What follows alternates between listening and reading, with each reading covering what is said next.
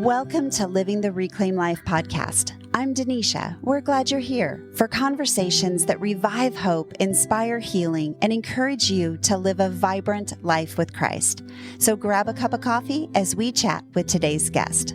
This is Valerie again. I'm so happy to be back on the podcast with you. And today I have some very special friends with me, Kim and Ben Parrish. We go to the same church, and Kim is on staff at New Life Bible Fellowship. And she's joined by Mr. Ben, who also is pretty cool around our church. All the kids love him. And so thank you guys. Thank you for saying yes to me coming here and being on the podcast. So welcome. Thank you very much for having us.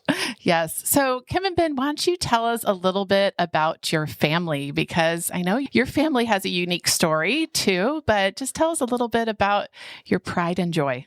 Yeah. So we have been married this July, 25 years. Yep. Yay. And we are excited. We have 4 kiddos. We've got a daughter that's at college in Tennessee, and a son that's in the Navy, and a son that is graduating he's about to graduate in May. And then we couldn't have any more kids. So we went through a long adoption process from international, and that didn't work out. And so after we were out of money, we decided that we would become foster parents. Oh, and wonderful. God, in His goodness, gave us our son. We got him at 5 days old, and we're able to adopt him. And so we have a 7-year-old about to be 8.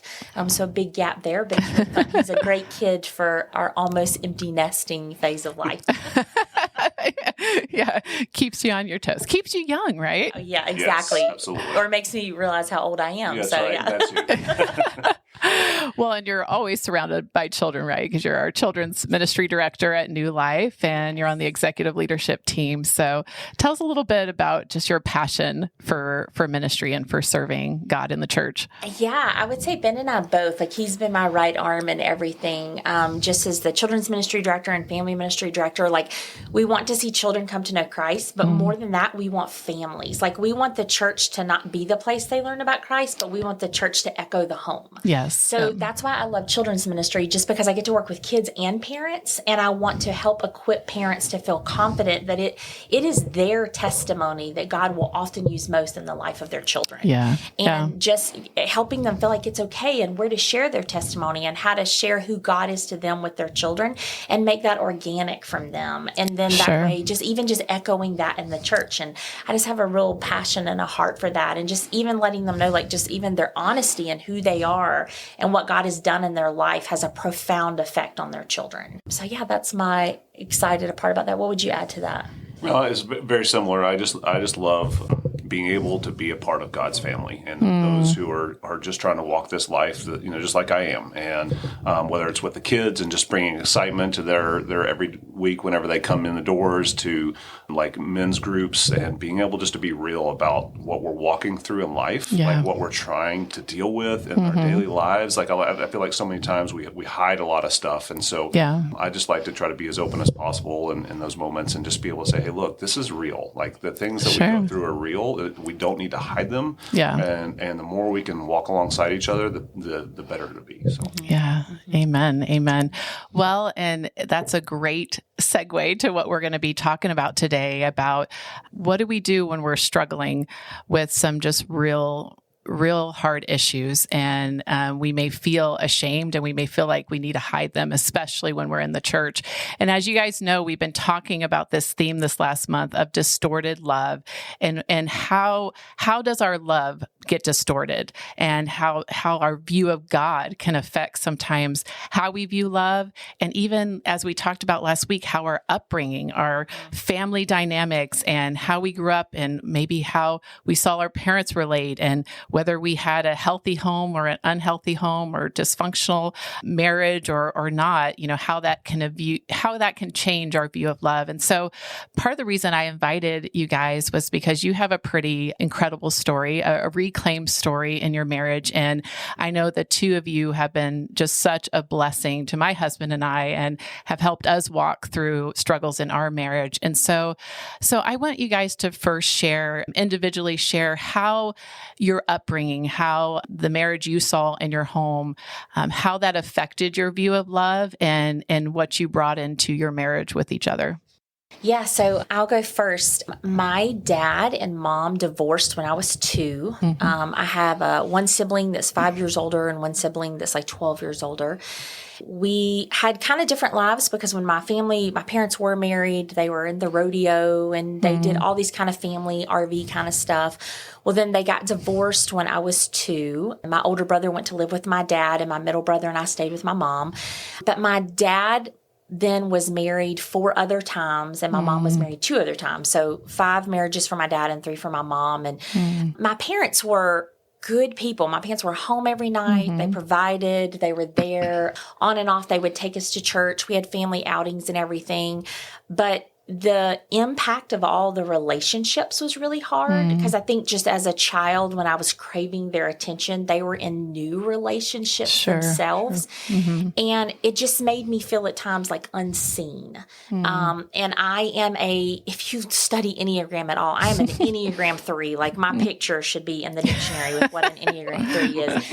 And so I'm constantly trying to come up with like, what's my rubric for success here? So for me, as I came to know Christ, like God was so gracious to me and revealing himself to me when I was like 12 years old, and coming to know him as my Redeemer and my Father and my protector. And that was so good. But then I morphed that into thinking that, now it's my job to teach my family who Christ is. And because I'm that achiever, it was out of my perfection, I wanted them to know Christ. Like God was going to use that in me to teach them that, which was unattainable, right? And so I had a goal that I was going to go to college. And when I first went to college, I wanted to be an attorney. But whatever it was, I needed to be successful at it to reveal God to them. And then it became, I wanted to get married so that I could show them how to do marriage right and well in God's way.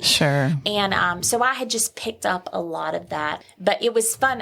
When I was 9, my neighbor had asked me to watch their church nursery. So I kind of laughed that I've been in children's marriage since I was 9, which we would never allow a 9-year-old to watch children now. But I got God all the time through the nursery. Like I would hear it, and then just being in that church. And so I heard God and I knew God, but my personality definitely morphed to that and what I was looking for in life. So that's kind of me. How about you?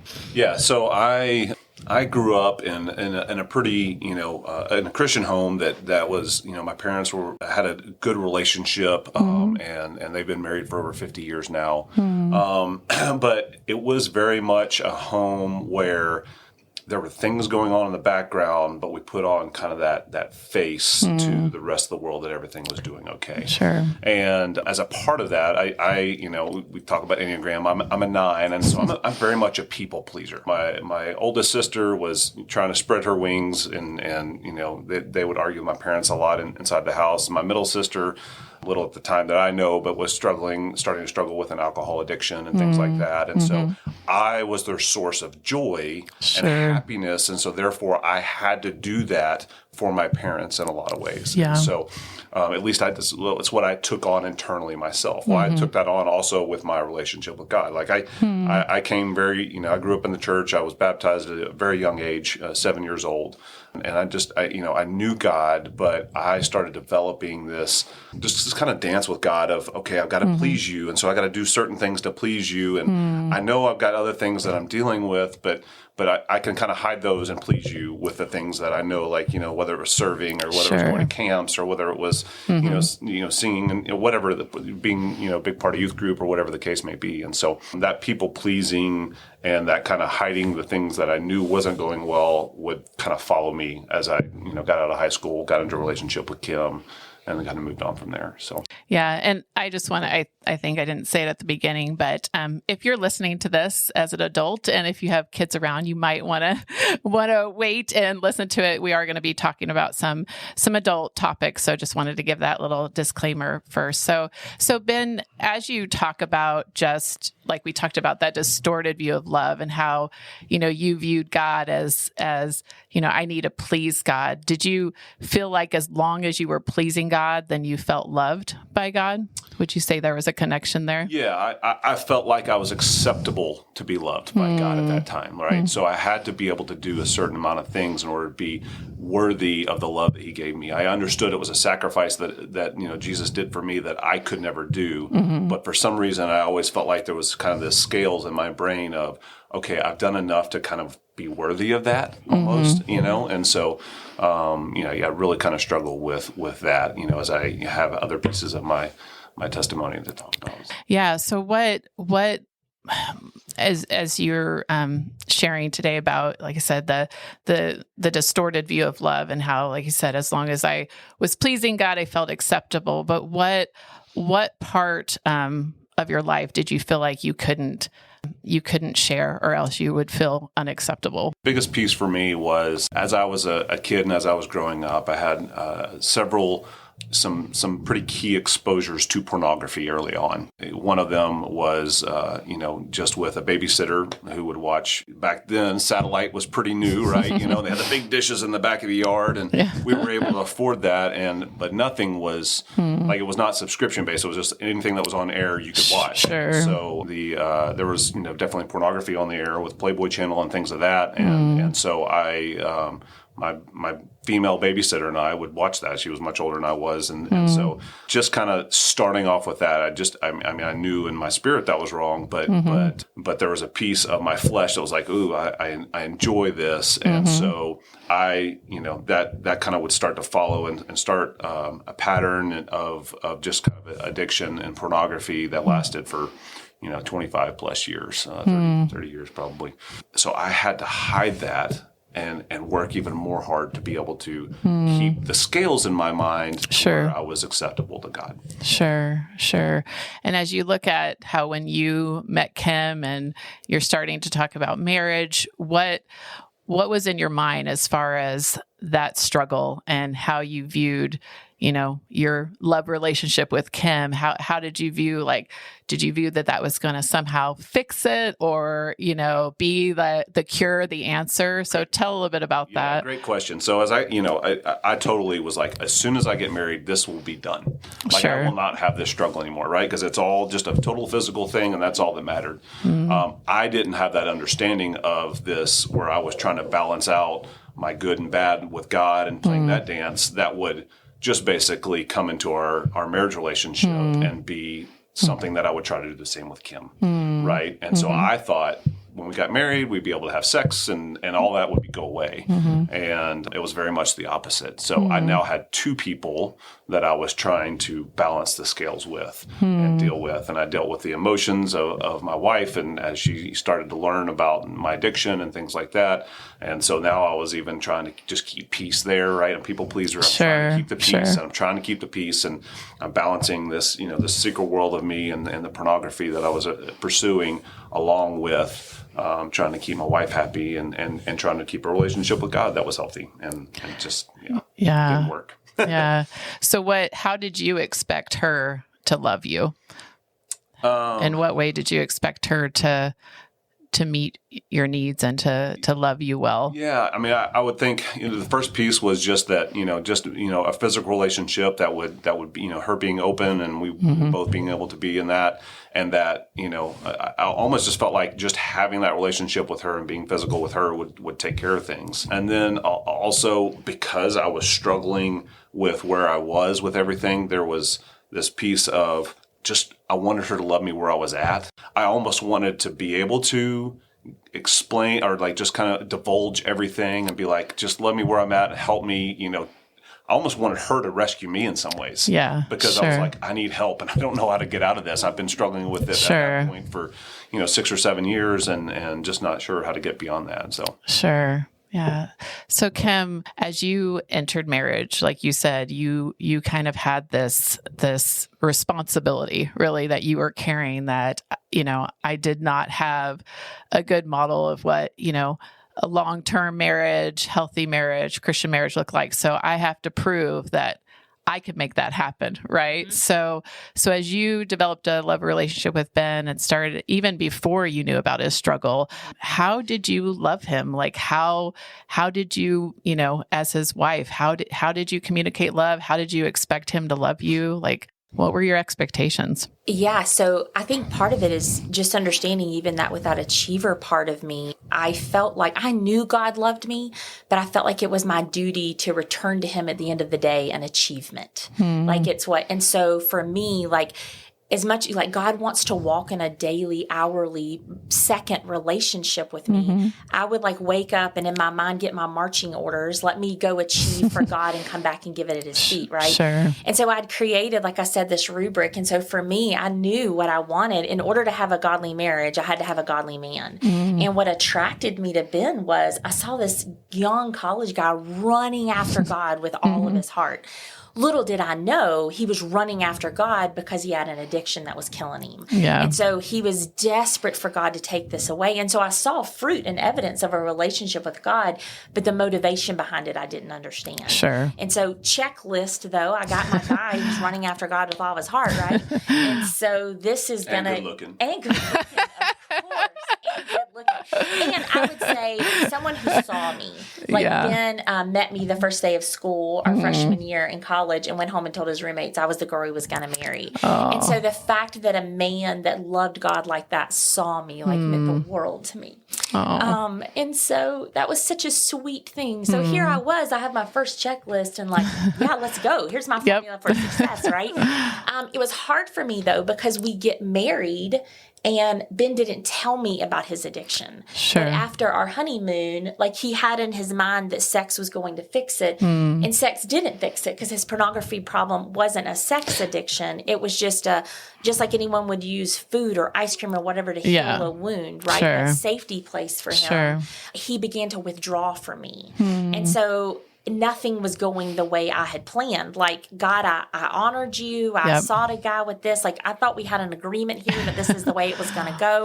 And it didn't go that way. And so then I began to try to figure out, like, well, what do I need to do? And it took us a couple of years before I even discovered your addiction. And then quickly, though, in my own personality was like, oh, that's why God put me here, so that I could fix Ben. And so as much as I thought it was for me to show my family how to have a great marriage, I'm going to get to fix Ben and then show my family what a great marriage is. Like, it was all totally, and, God was just like, as much as Ben was trying to make himself worthy, I was also trying to make myself worthy, but I was trying to earn it by achievement. Sure. And so it was kind of a crazy recipe that we started our life with. Yeah. Sure. So share a little bit about that, about as you made that discovery, the confession, and here you're both coming, one's pleasing, one's, achieving. Yeah. How did that blow up? How did that crash come together, and what did you start to see in your relationship, in your marriage, that you realized, wow, there's something wrong here? Well, I'd say for me, as I don't even remember like the moment when you realized that I had an addiction. I don't know. I found it on the computer when he was born. I remember she was sick and I was going to the doctor, and you were just slowly fading away on me. And it really was kind of like God sitting me down at the computer and saying, click this, and I found it. Yeah. But as that started, as she found it, and as we were kind of starting to just discover, what was going on there, it was, I would say, I get very defensive when I'm getting found out, right? Sure. And so I think it started to kind of clash that way, that I was getting defensive, and I was like, and then I started making excuses for myself as if, well, this is natural for guys to want to look. We're just visual, and that should be okay, and like all those kind of things. And then, she was like, well, this is not what it's supposed to be like. We're supposed to, and so with her side of trying to kind of present this, doing this achiever and having this right marriage, and me being like defensive because I'm like, I know I'm not living up to what I'm supposed to, right? And so my scales are, they're the tip so far, I can't even get there, right? Sure. But I'm still trying, and so I'm trying to now make excuses of why it's okay, and therefore maybe that'll allow the scales to kind of come back around. So Yeah, it was hard because like I go into achiever mode, of course. And so like I, in the early days of Google, researched, bought, and studied every book out there on pornography addiction. Wow. And so I came home excited, like, you want to read this book with me? And he's like, no, I'm not reading your book. And so then I would highlight. If you'll just read the highlighted part. I remember the highlighted part. And then I was like, okay, you know what? Only God can do this. So I would make little scripture cards and put it on his odometer. And like, I was like, I'm giving you all the tools, like take the tools and do this, you know? Yeah. But it just buried him more and more because it was being the focus and feeling like he was someone who needed to be fixed. But then it was really, my identity was so wrapped up in that, and his identity, like they were just totally misplaced. And we did a dance for years. I mean, we saw counselors, and there were things through the years that I thought that we did learn that was good. And what we began to learn that was really help is just even to realize that I became very codependent in that. My happiness became like when he looked like he was better, I was better. And then when he would struggle, I would struggle. And it was just and even realizing like you definitely go to that place of like, is there something wrong with me? Like it took a while to realize like his addiction really had nothing to do with me or even in any ineptness in my own way. But it was a hard raising 3 young kids, being in the military, away from family. There were some really hard years in there, but there were lots of beautiful ups and downs in the middle of it too. Yeah, there was definitely, I would say from my perspective, as even as my addiction started just continued to grow, because I wasn't healing the right spot. I wasn't getting to the heart of reason really why I was doing it, right? Sure. So it just kind of became a shame cycle for me. I'm a people pleaser. I'm doing these things. I'm not able to please Kim or God.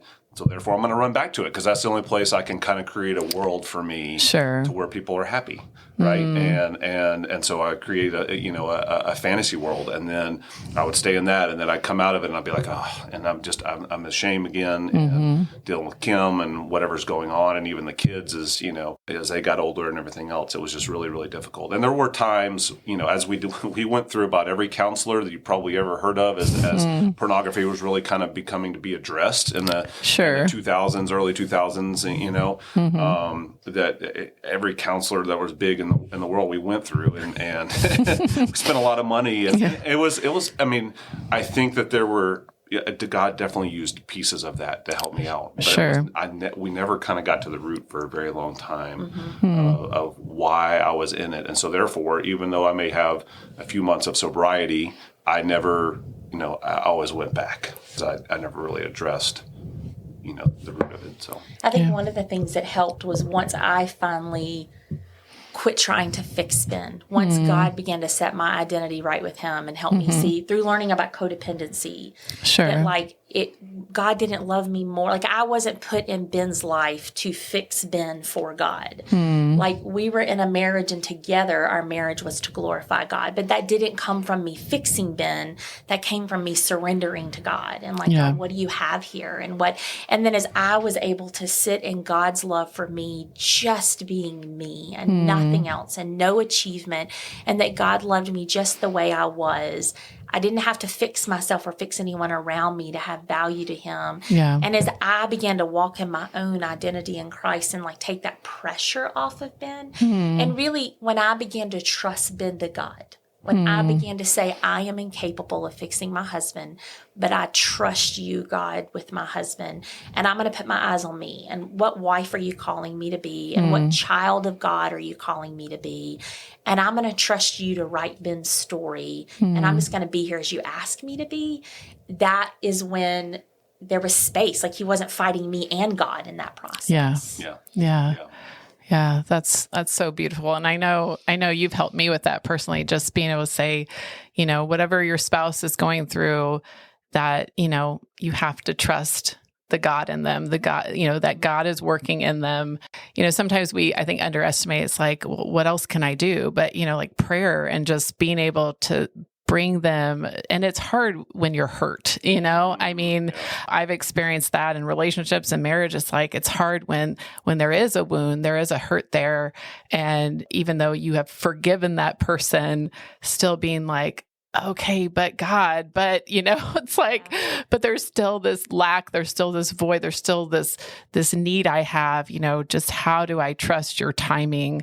And even how do I trust that what they can give to me right now is enough. Why don't you, Kim, a little bit as you started to share your healing journey of how, like you said, just God speaking to you about your identity, and why don't you share with the women who are listening, whose husband may be struggling or has struggled, may still be struggling. What was your time with God like, or what, maybe conversations with other people or resources, like what, kind of describe that journey when you started to, see God working in your life with that, like just share with the audience about that a little bit more. Yeah, I think it was just realizing that God loved me right where I was and trusting in Him. And I think that it was learning that it was okay to mourn, learning that I had an unwritten contract with God, that my parents didn't do it the way that you did, but if I do it that way, you're going to give me a good marriage. And I had to realize that wasn't fair. That wasn't what God promised me. And that even if God is still good and that everything that I had wanted in that fulfillment from a husband was really all deep longings that only God could fulfill. Sure. And I had to learn that God is everything. I kind of use this sometimes that God was my total ice cream sundae, everything in it, and my husband just gets to be the cherry on top. And that even recognizing that my husband was a gift from God, and that if I had a struggle with my husband, I had to go to the gift giver. But I often say that I am so thankful for Ben's addiction because I wouldn't know God the way I do without it. Had I gotten in an easy marriage that I could have made an idol out of and just stayed on the surface, I wouldn't know God the way I do. And so that's a huge gift. There's a lot of years there. But I wouldn't change them for anything, Wow. And it's not like our marriage is perfect now but it's when I am not going to Him to fulfill my identity. Yes. And my identity only comes from God. And so that way I'm not riding Ben's roller coaster, but I'm on God's lazy river, right?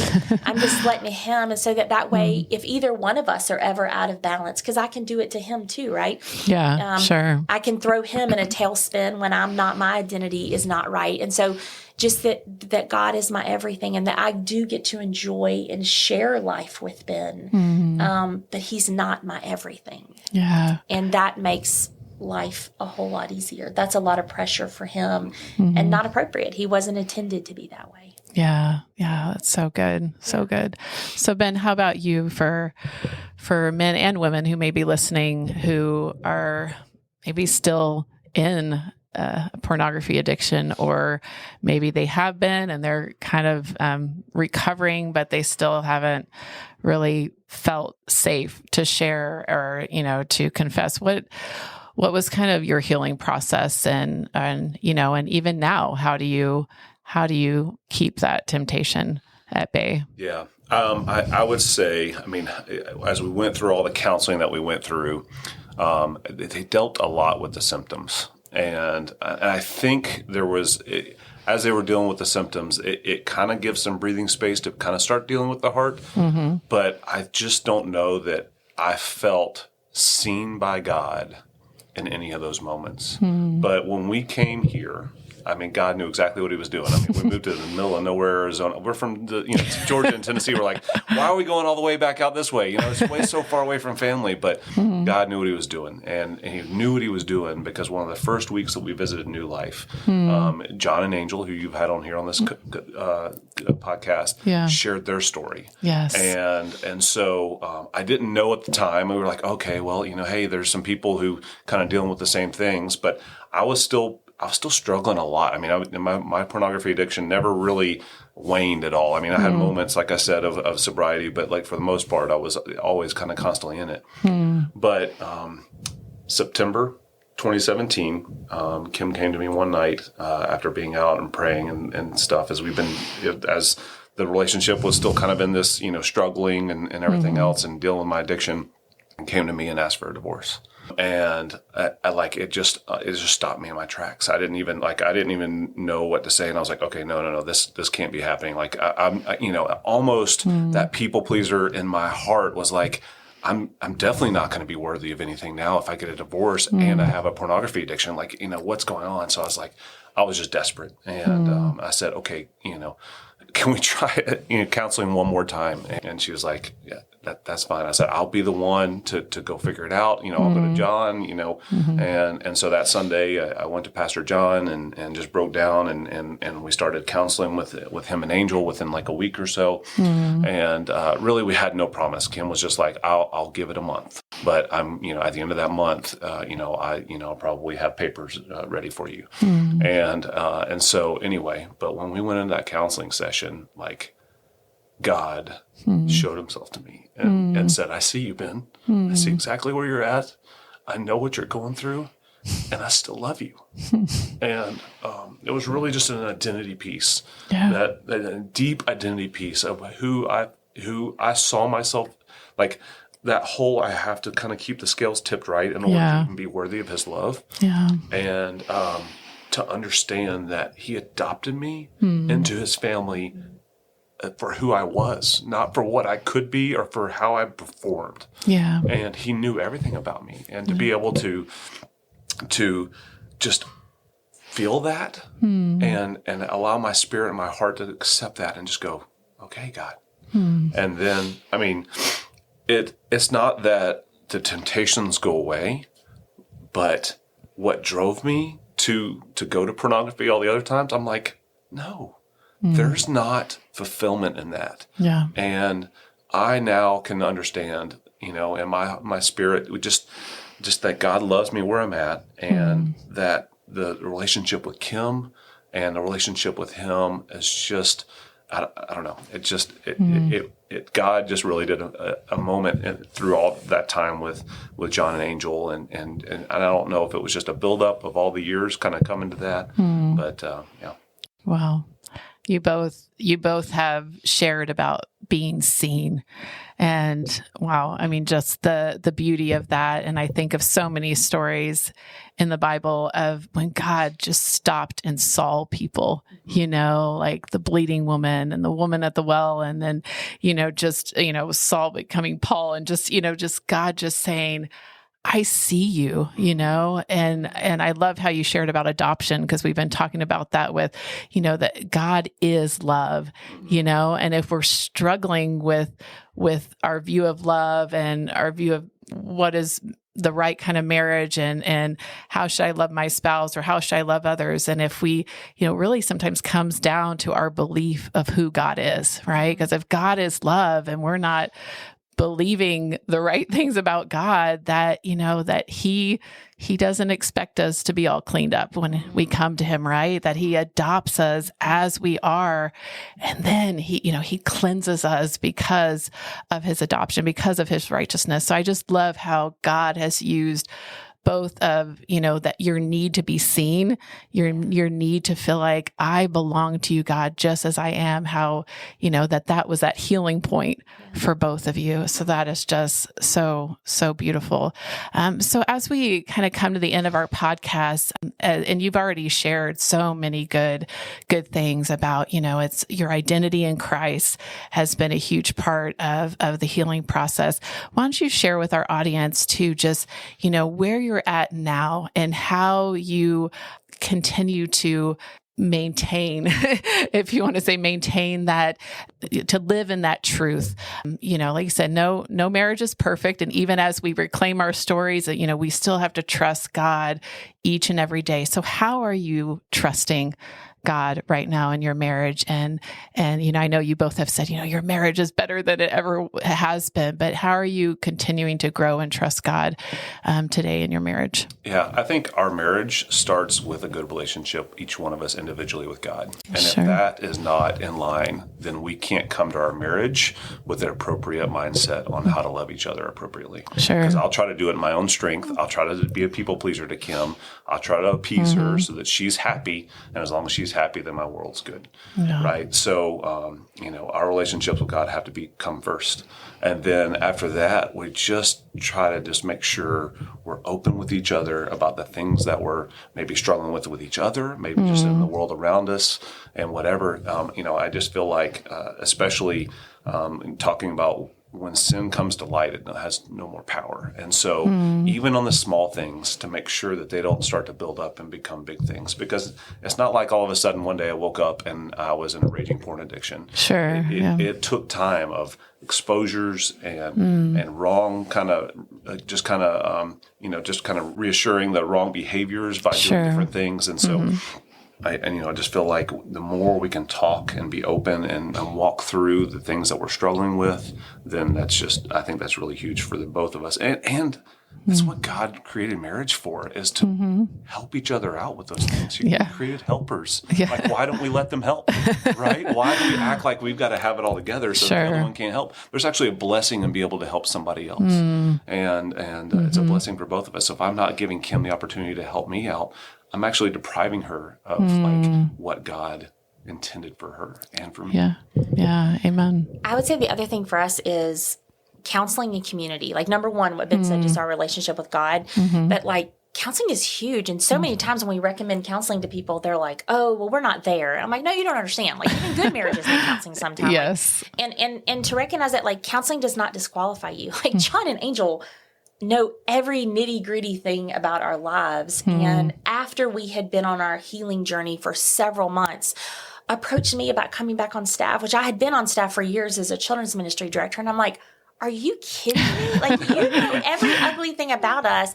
And really, it was hiring both of us in essence, because we're a team in this. Yeah. But there was a beauty of that, realizing that we weren't disqualified from ministry. Like, even all the more because it gives us an opportunity to just be open and share with families, and that it's easy for people in our position to put us on a pedestal. Yeah. But then when we see families struggling, we can spot it because we know it. We've been there, and just say, hey, look, let's go to coffee. Let's have a conversation. And it's in that reality. And it's so funny, like me and my little achiever, I thought God would use me out of my perfection. It's out of my own self-destruction that God has used me. Wow. Yeah. It's when His glory and His goodness has been able to shine because I was at my weakest that He has been that. And so just counseling and being open for that, like pursuing that, but then even just community, because it's really easy to create yourself, to isolate yourself, because especially when you've come through something like recovery, you're not perfect, right? Yeah, We're not perfect. So we still struggle, and it's easy to replace one addiction or one achievement with something else.